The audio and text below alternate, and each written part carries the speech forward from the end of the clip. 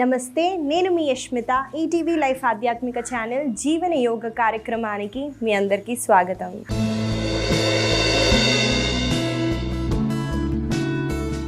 ఎలా ఉన్నారండి మీరంతా? నేనైతే చాలా బాగున్నానండి. మీరందరూ కూడా బాగుంటారు, ఎందుకంటే మీరు జీవన యోగాని అలవాటు చేసుకున్నారు కాబట్టి. ఇవాళ మన సాధన చేసే ముందు చిన్న విషయం, మనము ఎంత సెల్ఫ్ అవేర్గా ఉన్నా, ఒక రూమ్లో అందరిలో మనం ఎంత అవేర్గా ఉన్నా కూడా మనం ఒక్కొక్కసారి టెంపర్ని లూజ్ అవుతామండి. దీని గురించి భగవద్గీతలో చాలా గొప్పగా వివరించబడిందని 3 గుణాల గురించి: సత్వగుణం, రాజసికమైన గుణం, తామసికమైన గుణం. ఇక్కడ ఈ గుణాల గురించి మాట్లాడుతున్నానండి. సత్వగుణం వల్ల మనకి చాలా క్లియర్ విజ్డమ్, పీస్ అన్నది దొరుకుతుంది. అలాగే రాజసిక గుణం వల్ల మనము మూమెంట్, యాంగ్షియస్, అలాగే మనం ప్యాషనెట్గా ఉంటామండి. దానివల్ల కోపం, మనకి యాంగ్జైటీ అన్నవి ఎక్కువగా వస్తాయి. అలాగే తామసికమైన గుణం అంటే లేజినెస్ అండి. అసలు ఏమి చేయకుండా లోపల నుంచి బద్ధకం అన్నది చాలా ఎక్కువగా వస్తుందండి. ఇక్కడ నేను చెప్పాలనుకుంటుంది ఏంటంటే, ప్రతి ఒక్క మనిషికి ఒకటే గుణం ఉంటుందని కాదు, అది డిపెండ్ ఆన్ సిచ్యువేషన్ వల్ల చేంజ్ అవుతూ వస్తుంది. నేను నా పర్సనల్గా చెప్తున్నానండి, నేను కూడా రాజసికమైన గుణాన్ని నేను ఎక్స్పీరియన్స్ చేశాను పర్సనల్ లైఫ్లో, ప్రొఫెషనల్ లైఫ్లో. నేను ఎలా హ్యాండిల్ చేశానో చెప్తానండి. ముందుగా యోగా ఆసనాలు మూమెంట్ చేయటం వల్ల మనకి తామసికమైన గుణం పోతుంది. అంటే లేజినెస్, లెథార్జీ ఇవన్నీ పోయి మనం కొంచెం యాక్టివ్గా అవుతాము. అలాగే ప్రాణాయామ చేయటం వల్ల మనకి యాంగర్ ఇష్యూస్, యాంగ్జైటీ తగ్గి రాజసికమైన గుణాన్ని మేనేజ్ చేయగలుగుతాం. అలాగే ధ్యానం చేయటం వల్ల మనము సాత్వికమైన గుణాన్ని ఎక్స్పీరియన్స్ చేయొచ్చని, ఏదైతే పీస్, విజ్డమ్ అని నేను చెప్పాను కదండి, దీన్ని ఎక్స్పీరియన్స్ చేయడానికి మెడిటేషన్ అన్నది చేస్తున్నాను. మీరు కూడా తప్పకుండా మీరు ఏ గుణంలో ఉన్నారో మీరే ఎనలైజ్ చేస్తూ, మీరు ఎలాంటి యోగా సాధన ఎక్కువగా చేయాలో తెలుసుకుంటూ, నాతో పాటు మీరు ఈ జీవన యోగాని ప్రతిరోజు సాధన చేస్తూ మీరు కూడా బెనిఫిట్స్ పొందండి. ఇవాళ మన సాధనాన్ని మొదలు పెట్టేద్దామండి. ముందుగా సెంటరైజ్ చేస్తూ, అంటే లెగ్స్ని క్రాస్ చేస్తూ పామ్స్ని ఓపెన్ చేయండి. వెన్నుముక్కని ఎరెడ్గా ఉంచుతూ ఐస్ని క్లోజ్ చేయండి. డీప్గా శ్వాసని తీసుకుంటూ శ్వాసని వదలండి.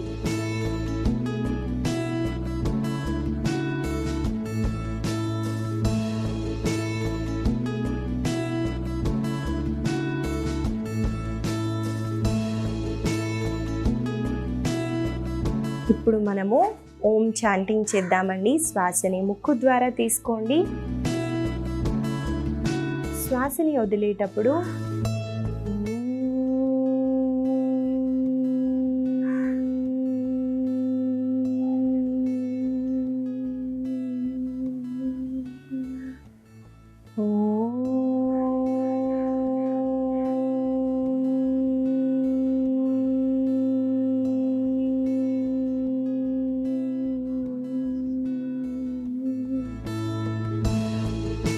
రిలాక్స్ అవుతూ శ్వాస మీద దృష్టి పెడుతూ నార్మల్ ఇన్హేల్, ఎక్సేల్ చేయండి. ఇప్పుడు మెల్లగా 2 చేతులని జోడిస్తూ పామ్స్ని రబ్ చేయండి. హీట్ని జనరేట్ చేస్తూ కళ్ళ పైన పెడుతూ, ముందుగా మీ చేతులని చూస్తూ ఒక బ్యూటిఫుల్ స్మైల్తో కళ్ళని తెరవండి. ఇవాళ మన ఆసన సాధనాలో మొదటిగా మనం చేయబోయే ఆసన పేరు వీరభద్రాసన 3. చూసేద్దామండి ఈ ఆసన ఎలా చేయాలో. ఇదొక స్టాండింగ్ బ్యాలెన్సింగ్ ఆసన కాబట్టి మనం ఆ పొజిషన్కి వచ్చేసినామండి. ఏ హ్యాండ్ సపోర్ట్ లేకుండా నిల్చోటానికి ట్రై చేయండి. వీరభద్రాసన 3 చూడండి, నేను ఒక వైపున తిరుగుతూ సెంటర్ ఆఫ్ ద మ్యాట్ పైన నిల్చున్నాను. ఇక్కడ నేను కుడి కాలని 1 స్టెప్ బ్యాక్గా తీసుకెళ్తూ, ముందుగా చేతులని శ్వాసని తీసుకుంటూ పైకెత్తండి. శ్వాసని వదిలేటప్పుడు మనము ఎడమ కాళ్ళ పైన బాడీ వెయిట్ని నేను షిఫ్ట్ చేస్తున్నాను చూడండి. అలాగే శ్వాసని వదిలేటప్పుడు ముందుకి బెండ్ అవ్వండి. అలాగే కుడి కాళ్ళని పైకెత్తండి. వన్స్ ఈ పొజిషన్కి వచ్చిన తర్వాత 2 చేతులని సైడ్స్కి స్ట్రెచ్ చేస్తూ ముందుకి చూడండి. మళ్ళీ మెల్లగా శ్వాసని తీసుకుంటూ చేతులని పైకి లిఫ్ట్ చేస్తూ శ్వాసని వదులుతూ రిలాక్స్ అవ్వచ్చు. చూసారు కదండి, వీరభద్రాసన 3లో ఒక వేరియేషన్ని చూపించాను. మనకి హ్యాండ్స్ సైడ్స్కి స్ట్రెచ్ చేయటం పాసిబుల్గా లేకపోతే మనము ఫ్రంట్లోనే స్ట్రెచ్ చేస్తూ హోల్డ్ చేస్తామండి.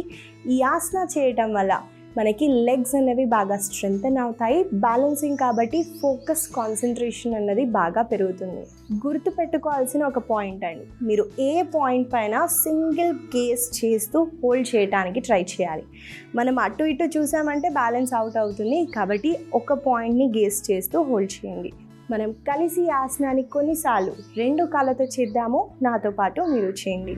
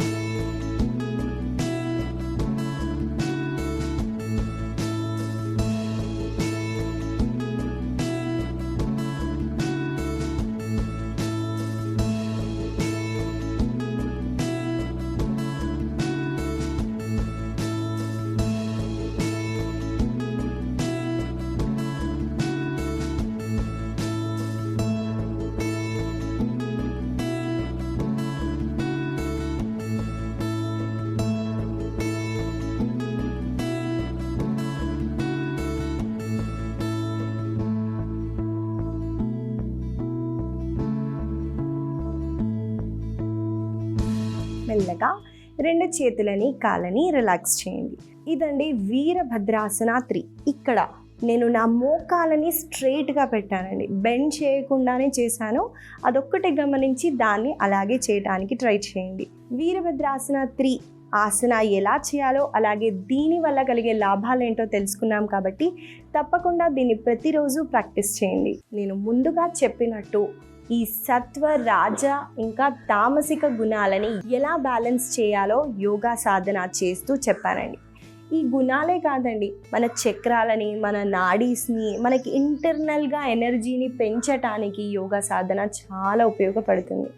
చక్రాస్ బ్లాక్ అవుతాయండి. మెంటల్గా మనం ఏదన్నా తీసుకున్నా కూడా ఇంటర్నల్ బ్లాకేజెస్ అన్నవి అవుతాయి. మీకు ఒక చిన్న ఎగ్జాంపుల్ చెప్తానండి.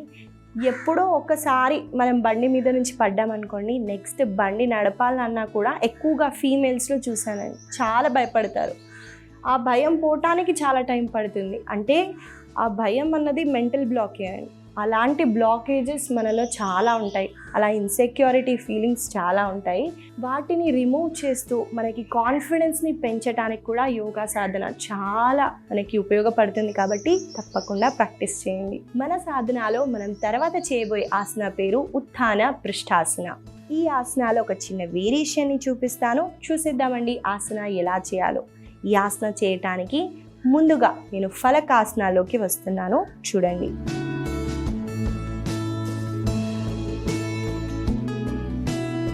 ముందుగా ఫలకాసనాలోకి వచ్చి శ్వాసని వదులుతూ అధోముఖాలోకి రండి. చూడండి, ఇక్కడ నేను టచ్ చేస్తూ నా కాళ్ళని ఇంప్రింట్ చేస్తూ ఈ పోజ్లోకి వచ్చాను. వచ్చిన తర్వాత శ్వాసని తీసుకుంటూ కుడి కాళ్ళని పైకెత్తండి. శ్వాసని వదులుతూ కుడి కాళ్ళని కుడి చేతి పక్కన ప్లేస్ చేయడానికి ట్రై చేయండి. వన్స్ ఈ పొజిషన్లోకి వచ్చిన తర్వాత కుడి చేతిని అలాగే ఎడమ చేతిని సైడ్కి స్ట్రెచ్ చేస్తూ హోల్డ్ చేయండి.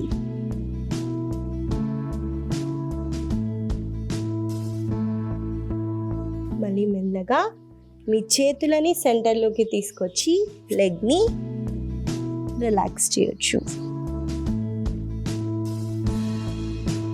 ఇదండి ఉత్థాన పృష్ఠాసనాలో చిన్న వేరియేషన్ని చేశాము. ఇక్కడ హ్యాండ్స్ని స్ట్రెచ్ చేస్తూ కుదిరితే మీ శిరస్సుని కింద ఆనించడానికి ట్రై చేయండి, లేదా మీరు ముందు కూడా చూడొచ్చు.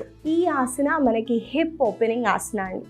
మన హిప్ దగ్గర స్టిఫ్నెస్గా ఉన్న దాన్ని రిలీఫ్ చేయడానికి, అలాగే షోల్డర్స్కి మంచి స్ట్రెచ్ ఇస్తుంది ఈ ఆసన. హిప్ ఓపెనింగ్ ఆసనాస్ ఆడవాళ్ళకైనా మగవాళ్ళకైనా చాలా బెనిఫిట్గా ఉంటుంది. ఎందుకంటే హిప్ రీజియన్లో మనం ఎక్కువగా స్ట్రెస్, ఎమోషన్స్ని అయితే స్టోర్ చేస్తాము. కాబట్టి తప్పకుండా ఈ ఆసనాన్ని మనం కలిసి కొన్నిసార్లు ప్రాక్టీస్ చేద్దాము. నాతో పాటు మీరు చేయండి.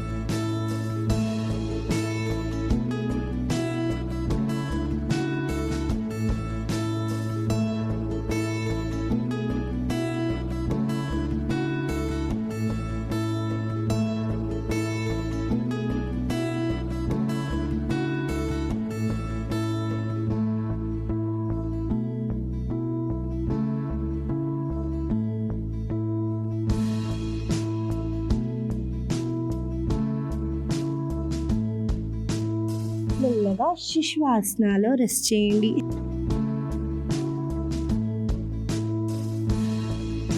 శ్వాసని తీసుకుంటూ మెల్లగా పైకి వచ్చేసి రిలాక్స్ అవ్వచ్చు. ఇదండి ఉత్థాన పృష్ఠాసన. ఈ ఆసనాలో హ్యాండ్స్ని మనం సైడ్కి స్ట్రెచ్ చేయకపోయినా మనం పామ్స్ మీద ముందుగా ఉండొచ్చండి. ఇది ఈజీగా ఉంటే మీ చేతుల పైకి వచ్చి హోల్డ్ చేయడానికి ట్రై చేయండి. అక్కడ కూడా మీకు కంఫర్టబుల్గా ఉంటేనే హ్యాండ్స్ని సైడ్కి స్ట్రెచ్ చేస్తూ హోల్డ్ చేయండి. ఇదండి ఉత్థాన పృష్ఠాసన. ఈ ఆసనాలో ఒక వేరియేషన్ అయితే చూసాము కాబట్టి తప్పకుండా దీన్ని మీరు ప్రతిరోజు ప్రాక్టీస్ చేయండి. తర్వాత చేయబోయే ఆసన పేరు వశిష్ఠాసన. దీన్ని ఇంగ్లీష్లో సైడ్ ప్లాంక్ పోజ్ అంటారండి. చూసేద్దాము ఆసన ఎలా చేయాలో. ఈ ఆసన చేయడానికి మనకి వ్రిస్ట్ అన్నది బాగా స్ట్రెంగ్త్ ఉండాలండి. మనకి ఇది వీక్గా ఉన్నా పర్లేదండి, ఆసన చేస్తూ ఉంటే స్ట్రెంగ్తెన్ అవుతాయి. షోల్డర్స్, వ్రిస్ట్ని స్ట్రెంగ్తెన్ చేయడానికి, కోర్ని స్ట్రెంగ్తెన్ చేయడానికి ఈ ఆసన చాలా బెనిఫిట్గా ఉంటుంది. చూసేద్దాము. నేను ఇది ఎందుకు చెప్పానంటే వ్రిస్ట్ ఇంజ్యూరీ ఉన్నవాళ్ళు, షోల్డర్ ఇంజ్యూరీ ఉన్నవాళ్ళు మీరు చేయటానికి కొంచెం పెయిన్ లేకపోతేనే చేయండి. ఇంజ్యూరీ ఉంటే కొన్ని రోజుల తర్వాత హీల్ అయిన తర్వాత స్ట్రెంగ్తెన్ చేయడానికి ట్రై చేయండి. ఇది ఎందుకు చెప్తున్నానంటే ఏదైనా బాడీలో పెయిన్ ఇంజ్యూరీ ఉంటే దాన్ని మనము హీల్ అయ్యే టైం ఇవ్వాలండి. పెయిన్లో అస్సలు చేయొద్దు, ఇంకా డ్యామేజ్ అవుతుంది. దాని తర్వాత దాన్ని స్ట్రెంగ్తెన్ చేయొచ్చు. ఈ ఆసన చేయడానికి మనం మళ్ళీ ఫలకాసనలోకి వస్తున్నామండి. చూసేద్దాం.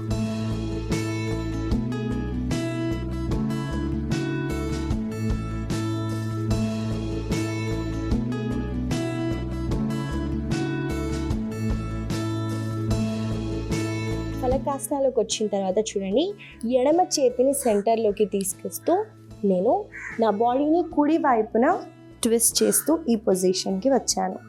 ఇప్పుడు కుడి కాళ్ళని పైకెత్తుతూ కుడి కాళ్ళ బొటన వేలని నేను బొటన వేలు, చూపుడు వేలు, మధ్యపు వేలతో హోల్డ్ చేస్తూ శ్వాసని తీసుకుంటూ పైకెత్తండి.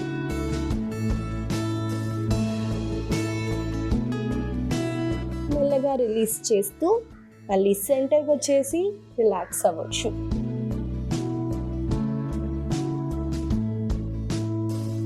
ఈ ఆసనాలో మనం లెగ్ని లిఫ్ట్ చేస్తున్నామండి. అక్కడ మనకి హిప్ ఓపెనింగ్ కూడా జరుగుతుంది, అలాగే షోల్డర్స్కి మంచి స్ట్రెచ్ ఇస్తుంది. కాబట్టి కలిసి మనం ఈ ఆసనాన్ని కొన్నిసార్లు ప్రాక్టీస్ చేద్దాము. నాతో పాటు మీరు చేయండి.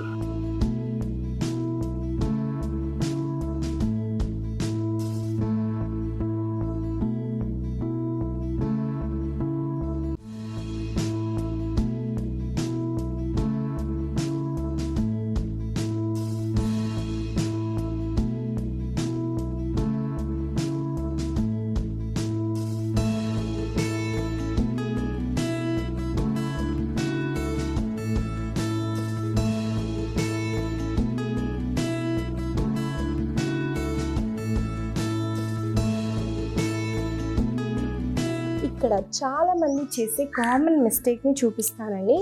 ఎగ్జాక్ట్గా వ్రిస్ట్ ఇంకా షోల్డర్ ఒకటే లైన్లో ఉండేటట్టు చూసుకోండి. మీరు ఇలా చేశారనుకోండి డ్యామేజ్ అవుతుంది. కాబట్టి వ్రిస్ట్ ఇంకా భుజం ఒకటే లైన్లో ఉండేటట్టు చూసుకోండి.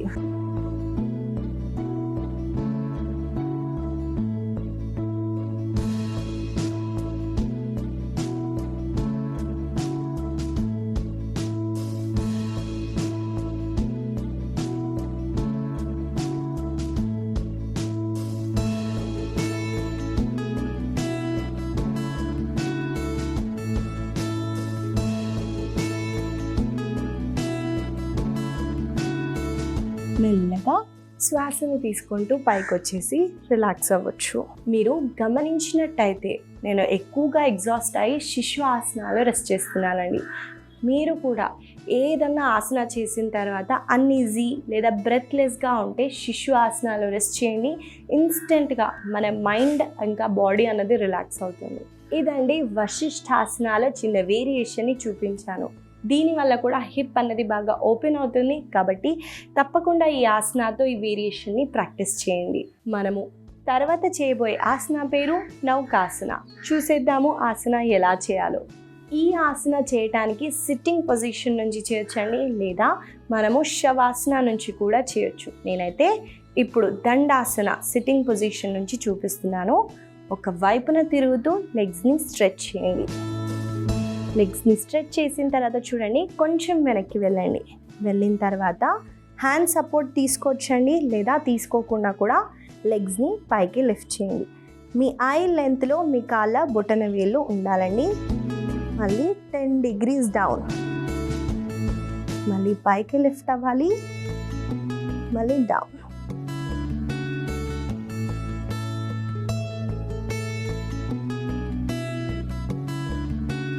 చూసారు కదండి, చాలా ఈజీగా అనిపిస్తుంది, కానీ మన కోర్ని బాగా స్ట్రెంగ్తెన్ చేయడానికి ఈ ఆసన చాలా బెనిఫిట్గా ఉంటుంది. మీకు కాళ్ళని స్ట్రెచ్ చేసి చేయలేకపోతే మీరు ముందుగా ఈ పొజిషన్లో ఉండొచ్చండి. లెగ్స్ని ఇలా ఫోల్డ్ చేస్తూ, దీన్ని టేబుల్ టాప్ పొజిషన్ అంటారు. ఇక్కడి నుంచి కూడా మనము ప్రాక్టీస్ చేయొచ్చు. ఇది ఈజీగా ఉంటే లెగ్స్ని స్ట్రెయిట్గా పెడుతూ ప్రాక్టీస్ చేయండి. మనము కలిసి ఆసనాన్ని కొన్నిసార్లు ప్రాక్టీస్ చేద్దాము, నాతో పాటు మీరు చేయండి.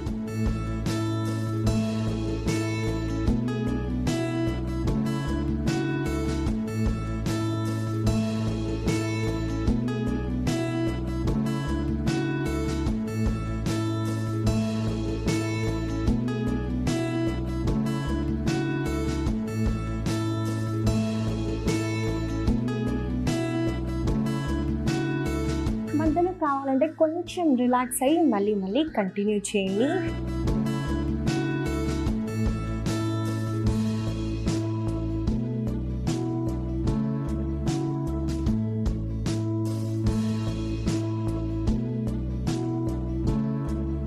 మెల్లగా రిలాక్స్ అవ్వచ్చు. ఇదండి నౌకాసనాలో చిన్న వేరియేషన్ని చూసాము. చాలా ఎనర్జీ మనకి ఇక్కడ ఈ భాగంలో ప్రెషర్ అన్నది పడుతుంది పైకి అప్లిఫ్ట్ అవ్వడానికి. కాబట్టి మనకి కోర్ స్ట్రెంగ్త్ అన్నది బాగా పెరుగుతుంది.